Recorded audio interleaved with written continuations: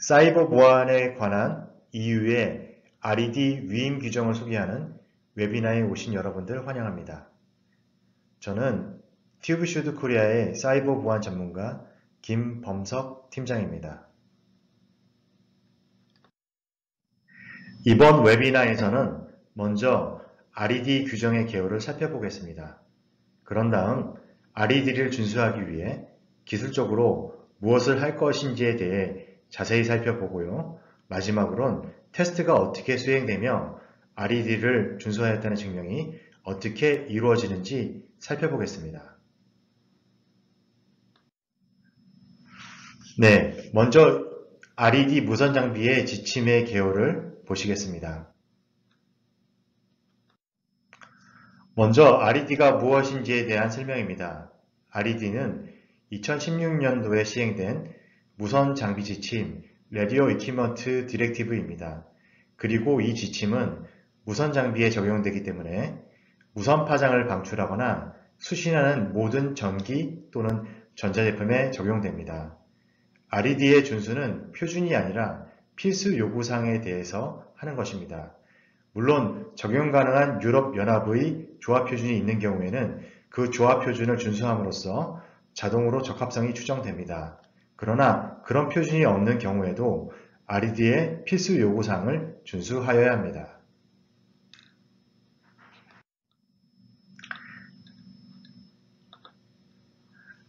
RED 세부 조항을 살펴보겠습니다. 우리는 건강 및 안전에 관한 아티클 3.1의 A의 필수 요구사항과 EMC에 관한 3.1의 B 그리고 무선 장비에 관한 아티클 3.2와 함께 아티클 3.3에는 위임된 법령에서 새로 개정된 몇 가지 추가 요구사항이 있습니다. RED에서 아티클 3.3 조항이 사이버 보안을 위해 추가로 요구되고 있는 이유는 사이버 보안을 위한 새로운 규정을 만드는데 시간이 많이 걸리기 때문입니다. 유럽위원회는 중요한 문제를 처리해야 할 때 규정 규정을 사용하거나 수정하여 새로운 요구사항을 빠르게 적용할 수 있습니다.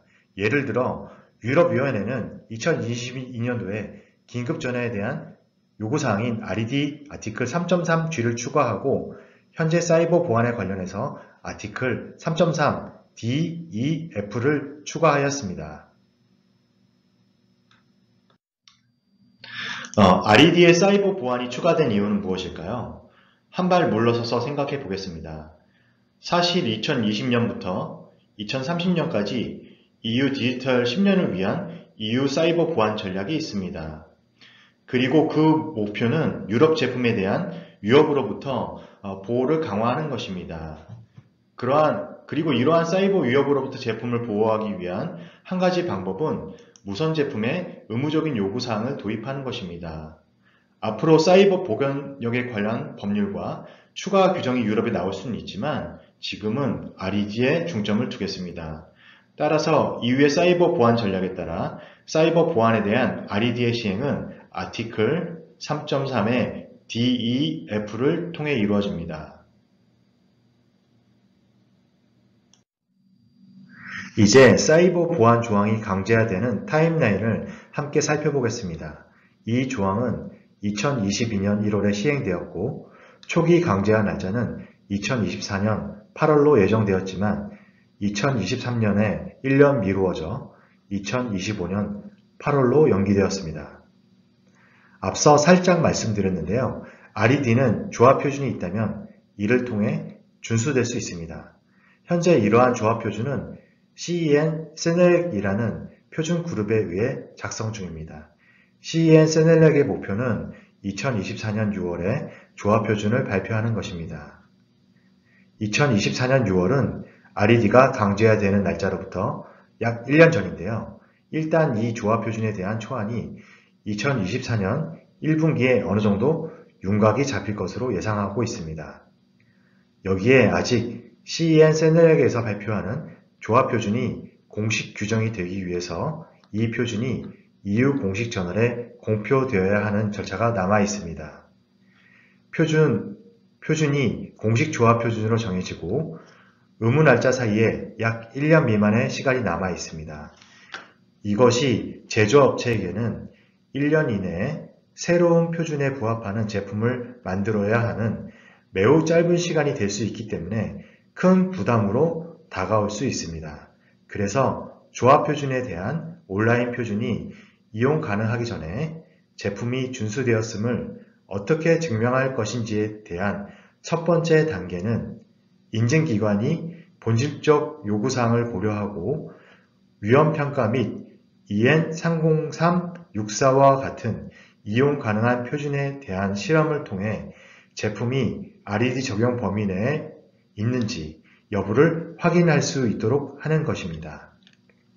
그런 다음 조합 표준이 이용 가능해지면 제조업체는 인증기관을 사용하거나 조합 표준을 통한 자체 선언을 선택할 수 있습니다.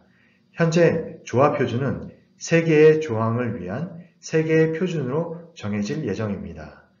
각 조항에 대한 표준으로서 모든 제품에 적용되는 수평적인 표준입니다. 앞으로는 카테고리 제품별로 적용되는 수직 표준이 추가될 예정입니다. 예를 들어 스마트 TV, 모뎀, 스마트 카메라 등 각 카테고리의 제품에 대한 표준이 수직 표준이 예시가 될 예정입니다. 이제 RED 준수를 위해 역산된 타임라인을 보겠습니다.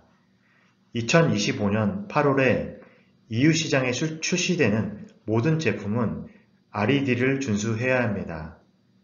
아시아에서 유럽으로 제품을 유통할 때 보통 2에서 4개월이 걸린다고 합니다. 아시아에서 생산기간 및 프로토타입 개발 등도 같이 고려해야 합니다. 지금은 이미 2023년 마지막 분기에 있으므로 이러한 변경사항을 시행하기 좋은 시기입니다. 이 타임라인 아래에서 IoT 제품 제조업체는 2가지 선택을 하실 수 있습니다. 선택 중 하나는 제품 디자인을 변경하기 어려워 제품이 RED 규정을 준수하지 않게 될 것으로 생각된다면 제품을 2025년 8월에 데드라인 이전에 EU로 보내는 것입니다. 이렇게 하면 제품이 데드라인 이전에 시장에 출시도 되고 EU에도 제품을 판매할 수 있지만 새로운 제품을 EU에 반입할 수는 없습니다. 또 한 가지 두 번째 선택은 제품을 RED를 준수하도록 제조하는 것입니다. 제품이 RED를 준수하게 되면 2025년 8월 데드라인 이후에도 EU로 제품을 반입할 수 있습니다. 이제 RED의 기술적인 세부 조항에 대해 자세히 살펴보겠습니다. RED 첫 번째 조항 3.3D를 보시겠습니다.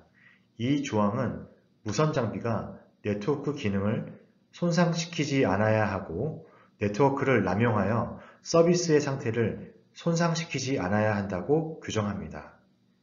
이 조항의 주요 목표는 네트워크로 정보 패킷을 보내는 IoT 장치가 너무 많은 패킷을 보내지 않아야 한다는 것입니다. 한 번에 너무 많은 패킷을 네트워크로 보내게 되면 그 네트워크는 메시지를 수령할 수 없는 상태로 빠지게 됩니다. 예를 들어서 스마트 카메라와 같은 제품이 인터넷을 통해 직접 통신할 수 있는 경우를 고려해 보겠습니다. 스마트 카메라는 모뎀과 통신하고 나서 인터넷과 통신하게 됩니다. 이러한 제품들이 RED 아티클 3.3의 D의 적용 범위에 포함됩니다. 이제 표준 요구사항을 살펴보겠습니다. 스탠다드제이션 리퀘스트를 줄여서 SRE라고 하는 표준 요구사항은 CEN 세넬에 의해 정의된 문서로 표준에 어떤 주제가 포함되어야 하는지에 대한 지침을 제공하고 있습니다. 여기서 아티클 3.3D를 위해 어떤 주요 주제가 강조되어야 하는지 같이 한번 확인해 보겠습니다. 강조되는 첫 번째 주제는 지속적인 데이터의 모니터링입니다. 네트워크를 훼손하지 않기 위해 트래픽을 모니터링하는 것이 강조됩니다. 두 번째 주제는 지속적인 서비스 거부 공격을 완화하는 것입니다. 서비스 거부 공격 이벤트는 제품의 제어권을 얻는 공격자가 자신의 제어권을 취득한 모든 기기에서 동시에 동일한 대상과 통신을 하도록 요청하는 경우에는 대상을 사용할 수 없도록 만드는 것입니다. 세 번째로 강조되는 주제는 제품 수준에서 적절한 인증을 강제해야 한다는 것입니다. 또한 데이터에 액세스하려는 주체에 따라 권한을 다르게 하는 액세스 제어를 구현해야 합니다. 제조업체는 장치의 각 리소스가 권한을 부여받은 주체만 액세스할 수 있는지 확인해야 합니다. 네 번째로 강조되는 주제는 소프트웨어와 하드웨어에 공개적으로 알려진 네트워크 취약점이 포함되지 않도록 보호해야 한다는 것입니다. 먼저 공격자는 어떤 취약점이라도 이를 이용해서 네트워크를 무력화시킬 수 있기 때문에 어떤 취약점이 네트워크를 훼손할 수 있을지 식별하고 명확하게 규정하는 것은 매우 어려운 일입니다. 그래서 생각할 수 있는 방법은 현실적이진 않지만 제품이 시장에서 판매되기 전에 제품에 가진 취약성을 확인하고 판매된 후에는 매주 진열대에서 제거한 다음 그 취약성을 확인하고 판매를 위해 다시 진열대 위에 올려놓아야 하는 방법뿐입니다.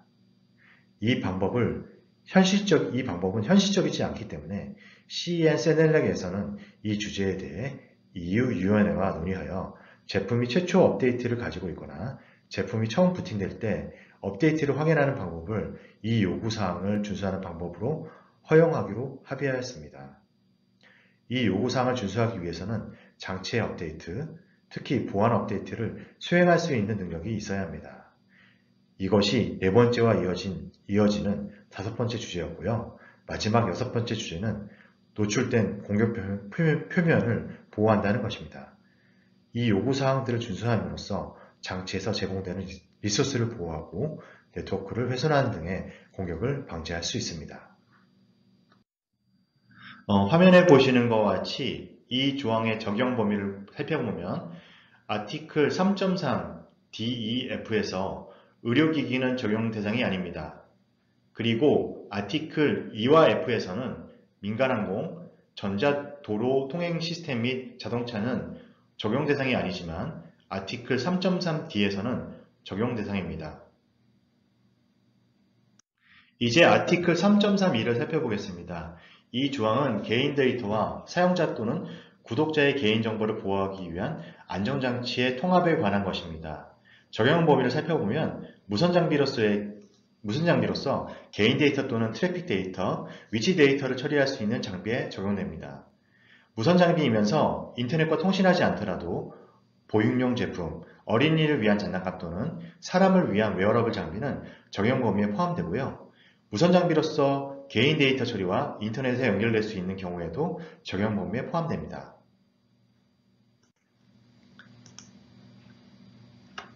이 적용 범위에 설명드릴 키워드가 많이 있습니다. 키워드를 살펴보면 프로세싱, 즉 처리가 있습니다. 처리는 수집, 기록, 정리, 구조화, 저장 등과 같은 모든 조작을 의미합니다. 다음으로 개인정보는 직간접적으로 식별 가능한 자연인과 관련된 모든 정보에 적용됩니다. 이름, 식별번호 등이 해당됩니다. 다음으로 트래픽 데이터가 있습니다. 트래픽 데이터의 예로는 라우팅 타이밍 프로토콜이 있는데요. 사용자가 네트워크를 사용하면서 전달 또는 처리되는 모든 데이터를 의미합니다. 마지막 키워드로 설명드릴 것은 위치 데이터입니다. 기본적으로 GPS 데이터입니다. 그러나 여기에 확인해야 할 것이 분명히 많습니다. 데이터를 다루는 제품 수준 및 클라우드 수준에서 어떻게 다루는지 정확하게 이해하셔야 됩니다.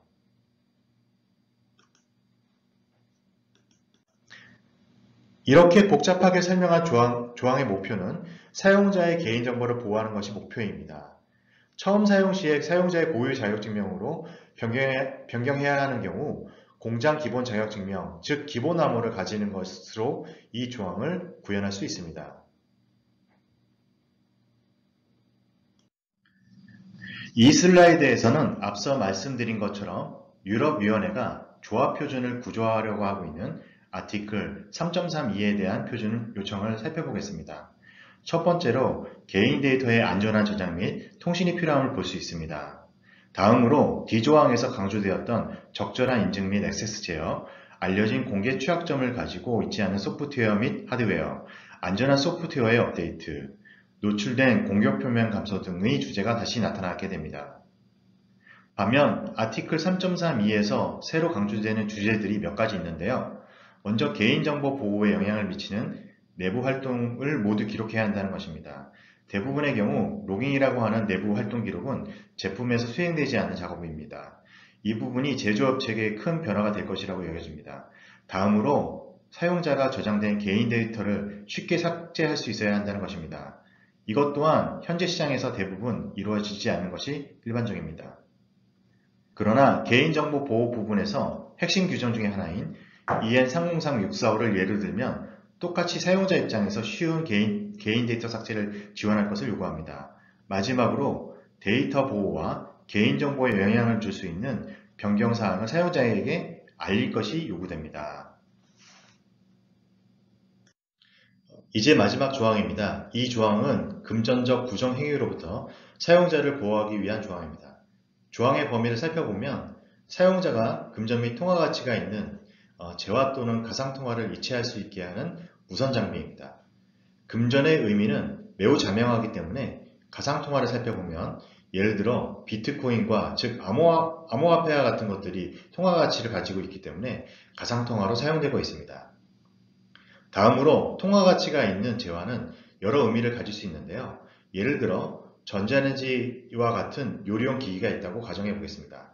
이 전자레인지를 사용해서 사용자가 작성한 레시피로 포인트를 제공받는다면 예를 들어 100포인트를 제공받은 후에 사용자가 다음에 제품을 구매할 때 10만원의 할인 혜택을 받을 수 있다고 하면 이 경우가 포인트가 사용자에게 할인 혜택을 제공하게 되므로 이 포인트는 이 조항에 따라 보호되어야 합니다. 따라서 제품에 이러한 기능이 있는지 명확히 식별하는 것은 매우 중요합니다.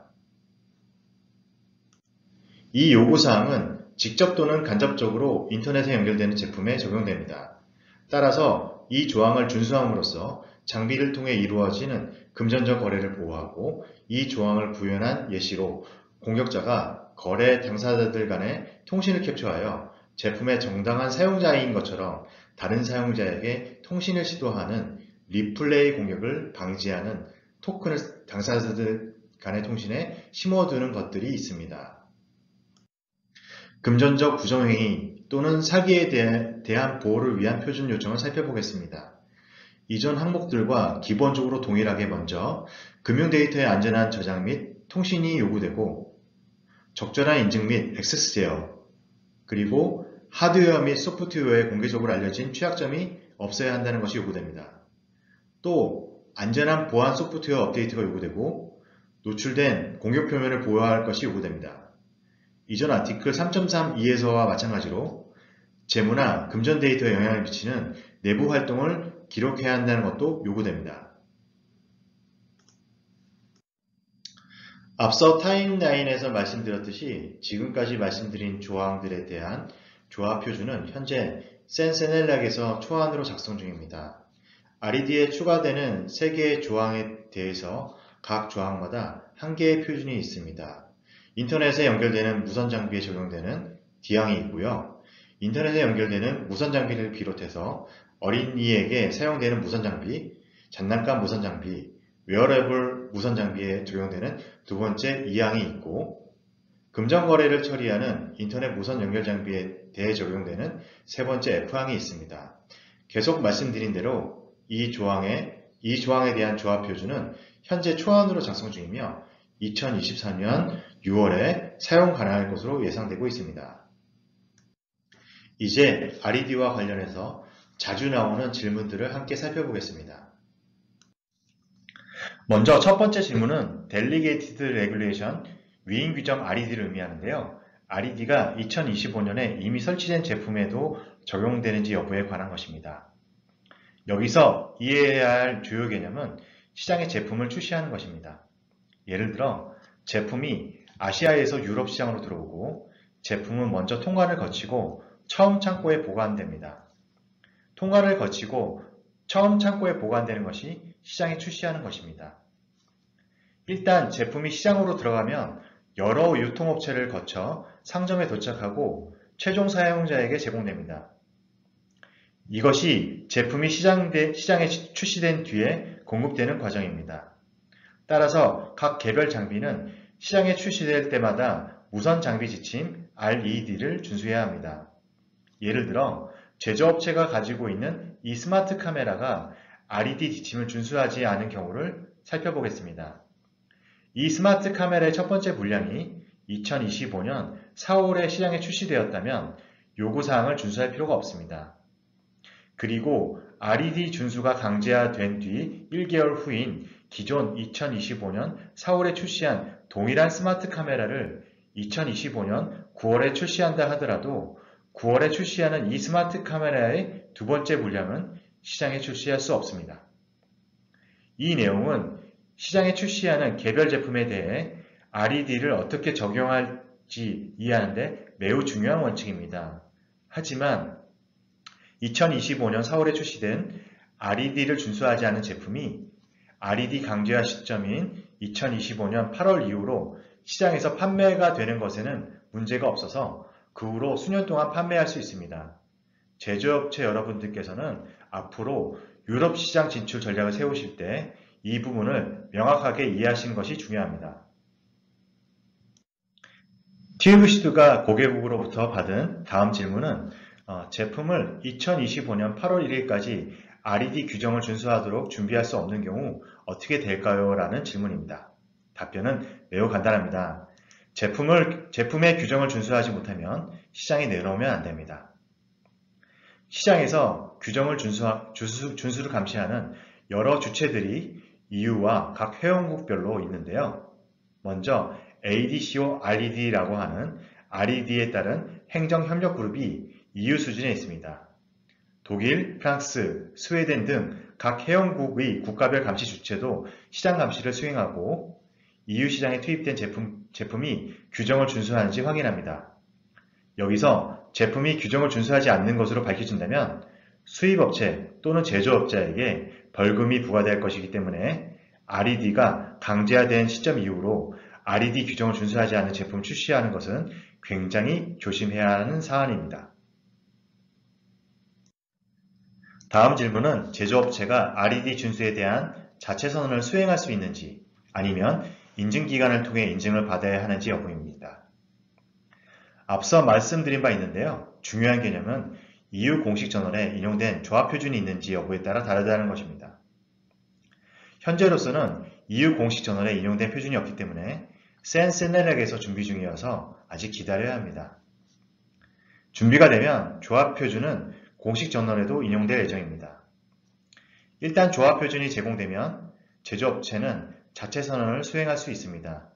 그때까지 제조업체는 인증을 수행하도록 통치된 기관, 노티파이드 바디에 요청하여 규정의 준수의 증거를 제공해야 합니다. 하지만 조합 표준이 제공된 이후라도 제조업체의 표준과 사이버 보안에 관한 이해가 충분하지 않다면 자체 선언을 수행하는 것에 리스크가 따를 수 있습니다. 제조업체가 생각하지 못한 부분에서 감시기관의 적발이 있을 수 있기 때문입니다. TV슈드는 이러한 리스크를 제거하기 위해서 인증기관의 전문적인 인증을 받으실 것을 권장드립니다. 네, 다음 질문은 와이파이, 블루투스 또는 RFID와 같은 다양한 무선 프로토콜을 가진 제품에 RED 규정이 적용되는지에 관한 것입니다. 이 질문에 답하기 위해서는 RED의 적용 범위가 무선 장치에서 사용되는 기술에 따라 정해지는 것이 아니라 주로 제품의 기능과 의도된 사용 용도에 따라 정해진다는 사실을 말씀드려야 합니다. 적용 범위를 결정하는 주요 기준 중에 하나는 제품이 직접적으로 인터넷에 연결되지 않더라도 간접적으로 연결할 수 있는지 여부입니다. 그러나 우리가 이전에 논의한 대로 예를 들어 특수 저울이 있으면 어린이 제품이나 장난감 제품인 경우에도 개인 데이터 처리를 한다면 인터넷에 연결되지 않더라도 범위에 포함됩니다. 따라서 이 질문에 대한 답변으로 RED의 적용 범위의 결정은 제품에 적용되는 기술이나 프로토콜에 따르는 것이 아니라 장치의 기능과 제품의 범주를 확인하여 범위 적용 가능성을 확인하여 결정할 수 있다고 말씀드립니다. 마지막 질문은 기기에 기본적으로 내장된 무선 연결 기능이 없는 경우에 관한 것입니다.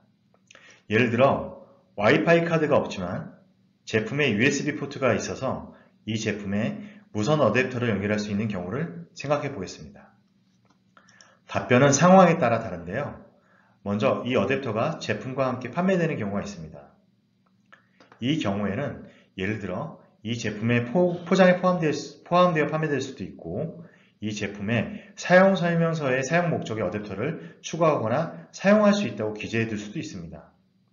이런 경우에는 RED 적용 대상에 해당되겠지만 제품에 USB 포트가 있어서 무선 어댑터를 연결할 수 있지만 원칙적으로 아무런 작업을 할 수 없는 경우에는 RED 적용 범위에 포함되지 않을 것입니다. 따라서 답변은 제품의 의도된 용도와 어댑터의 종류를 사례별로 살펴 판단하셔야 된다는 것입니다. 이제 RED 준수를 증명하기 위해서 어떻게 테스트를 해야 하는지 설명드리겠습니다. RED 지침의 사이버 보안을 다시 살펴보면 현재 조합 표준이 없는 상태지만 준수는 필수 요구사항에 따라 이루어져야 합니다.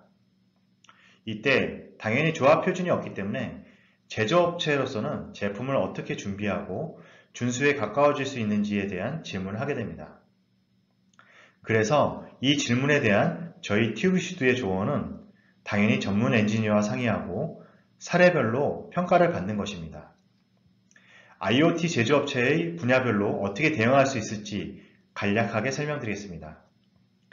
일반적으로 소비자 IoT 제품에 대한 위험평가를 할 때 공격자의 프로파일은 일반적으로 능력이 낮은 자로 평가되기 때문에 EN 303645 표준을 통해 기본적인 보호 메커니즘을 갖춰놓는다면 RED 준수를 위한 적절한 조치가 될 것입니다.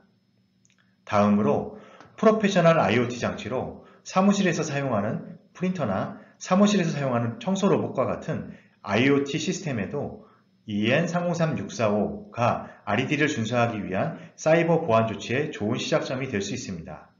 하지만 EN303645 표준을 따르는 것이 프로페셔널 IoT에는 충분하지 않을 수 있기 때문에 추가적인 테스트를 수행해야 할 수 있습니다.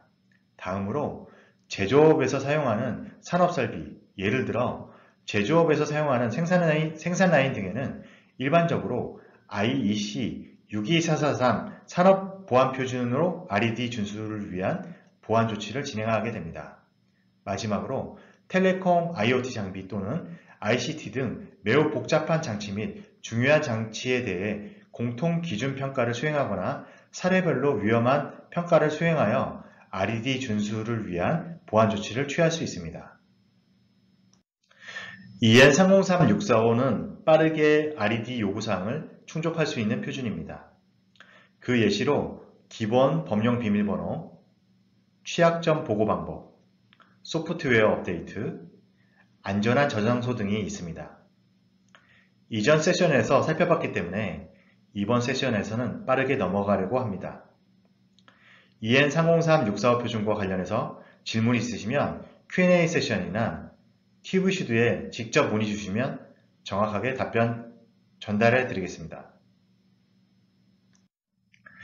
RED 요구사항과 SR 요청에서 설명한 내용을 매핑해보면 EN303645의 대부분의 항목이 RED의 요구사항을 커버하게 됨을 알 수 있습니다. 물론 대부분의 경우 추가 테스트가 필요합니다. 여기서 고려해야 할 중요한 요소 중에 하나는 사이버 보안 위험평가를 수행해야 한다는 것인데요. 이를 위해 RED 아티클 3.3 DEF에 대해서 제품의 의도된 사용 방법, 운영 환경, 데이터 처리 유형 등이 문서로 작성되어야 합니다. 이러한 사이버 보안 위험 평가는 어떤 추가 테스트가 필요한지 정의하는 데 쓰이게 됩니다. 마지막으로 인증에 대해 이야기해 보겠습니다. RED 인증을 어떻게 받을 수 있을까요? 좋은 소식은 튜브슈드가 난도 데이터베이스에 등재된 몇 안 되는 실험실 중 하나라는 것입니다. 이것이 의미하는 것은 저희 튜브슈드는 조합 표준이 없더라도 EN303645 인증을 수행할 수 있다는 것입니다. 튜브슈드는 노티파이드 바디로서 인증서를 발행하게 됩니다. 이 인증 과정에서 튜브슈드는 테스트 대상 제품에 적용 가능할 수 있는 모든 아티클들을 고려합니다. 그리고 조합 표준이 발표되기 전에도 RED에 기재된 대로 제조업체의 모든 제품에 대한 사용 사례, 제조업체의 문서, 예를 들어 사이버 보안 평가 기술 정보, 블록 다이어그램, 매뉴얼, 사진 등을 고려하여 테스트와 인증을 진행하게 됩니다. 여기까지 2025년 8월 1일부터 강제화되는 RED 규정에 관한 웨비나였습니다. 규정이나 튜브슈트 서비스에 질문이 있으신 분들께서는 이어지는 Q&A 세션과 전달된 튜브슈트 메일을 통해서 질문을 전달해 주시기 바랍니다. 이상으로 발표를 마치겠습니다. 튜브슈트 김범석이었습니다. 감사합니다. 오래 기다리셨습니다. 첫 번째 질문을 함께 살펴보겠습니다. 첫 번째 질문은 RED 규정은 유선 제품에도 적용이 됩니까? 라는 질문입니다. 여기에 대한 튜브슈트의 답변은 유럽의 Commission Delegated Regulation 또는 RED에 따르면 유선 제품은 범위에 포함되지 않는다는 것입니다. 인터넷과 직간접적으로 통신할 수 있는 무선 제품만 RED 범위에 속하는 것으로 간주됩니다. 귀하의 제품이 RED 범위에 있는지 여부를 확인하고 싶으시다면 튜브슈트 코리아 ABM 팀으로 문의하셔서 자세한 내용을 전달받으실 수 있습니다. 질문을 받아보겠습니다. 앞서 말씀드린 것처럼 여러분의 질문은 모두 프라이빗한 채팅창에서 이루어지기 때문에 다른 분들과 공유되지 않습니다. 편하게 질문해 주시기 바랍니다. 잠시 후에 뵙겠습니다. 오래 기다리셨습니다. 두 번째 질문을 함께 살펴보겠습니다. 두 번째 질문입니다. IoT의 약점 또는 일반적인 보안 문제는 무엇일까요? 라는 질문이 들어왔는데요. 이 질문에 대한 튜브슈트의 답변은 IoT의 일반적인 보안 문제에는 부적절한 인증 메커니즘, 취약한 암호화, 안전하지 않은 디바이스 펌웨어, 보안 업데이트 메커니즘 부족, 물리적 변조에 대한 불충분한 보호 등이 포함됩니다. 더 궁금한 사항이 있으시면 튜브슈트 코리아 ABM팀에 언제든 문의 주시기 바랍니다. 세 번째 질문을 함께 살펴보겠습니다. 세 번째 질문입니다. 사이버 보안 없이 RED 인증서를 받을 수 있습니까? 라는 질문입니다. 예, 앞서 설명드린 내용과 같이 대상 제품이 RED 조항 3.3 DEF의 범위에 속하지 않는 경우 가능합니다. 다만 범위에 있는 경우 2025년 8월 이후에는 사이버 보안 검토 없이는 RED 인증서를 받을 수 없습니다. 추가 문의사항은 튜브슈트 코리아 ABM 팀으로 연락하여 자세한 내용을 전달받으시길 바랍니다. 네 번째 질문을 함께 살펴보겠습니다. 네 번째 질문이 들어왔는데요. 제조업체는 IoT 장치에 대한 안전한 펌웨어 업데이트를 어떻게 보장할 수 있습니까? 라는 질문입니다. 여기에 튜브슈트는 아래와 같이 답변 드릴 수 있겠는데요. 제조업체는 여러 가지 안전한 조치사항을 고려해 주셔야 합니다. 예를 들어서 안전한 OTA, 오버 더 에어와 같은 업데이트 메커니즘을 구현하시고요. 펌웨어 업데이트에 디지털 서명을 하여 신뢰성을 확인하시고요. 전송 시에 업데이트 데이터를 암호화하시고 무단 펌웨어 수정을 방지하기 위한 부트로더를 제공할 수 있는 방법으로 보안을 강화시키면 되겠습니다. 이에 추가 문의사항은 튜브슈트 코리아 ABM 팀으로 연락하여 자세한 내용을 전달받으시길 바랍니다. 오래 기다리셨습니다. 드디어 마지막 질문을 함께 살펴보도록 하겠습니다. 네, 드디어 오늘의 마지막 다섯 번째 질문이 들어왔습니다. 조합 표준에 대한 타입 서티피케이션은 누가 발급할 수 있습니까? 라는 질문이 들어왔습니다. 이에 튜브슈트는 다음과 같이 답변 드릴 수 있겠는데요. New Approach Notified and Designated Organization인 난도 리스트에 등재된 EU 인증기관만 RED 조합 표준에 대한 타입 서티피케이션을 발급할 수 있습니다. 튜브슈트의 미국, 덴마크 및 독일 지사가 이미 난도 데이터베이스에 등재되어 있습니다. 다시 말씀드리면 제품에 해당하는 RED의 모든 조항에 대해 한국에서 테스트 리포트를 발급하여 독일 등 해외 지사를 통해 최종적으로 RED 조합 표준에 대한 타입 서티피케이션을 발급하게 됩니다. 이 질문을 마지막으로 공개적인 질의응답은 마치겠습니다. 계속해서 Q&A 세션은 진행되기 때문에 여러분들께서는 4시까지 편하게 질문 주시면 TV슈트 코리아에서 여러분의 질문을 정리해서 추가적으로 답변 드릴 수 있도록 하겠습니다. 오늘 여러분의 해외 시장 진출 전략을 세우는데 도움이 될 IoT 보안 규제와 RED에 대해서 소개해 드릴 수 있어 정말 기쁘게 생각합니다. 저희 TV슈트 코리아는 여러분의 비즈니스에 신뢰를 부여하고 가치를 더하기 위해 여러분의 여정에 항상 동행하겠습니다. 저는 여기서 인사드리겠습니다. 감사합니다. 이상 TV슈트 코리아 AVM 팀장 김범석이었습니다.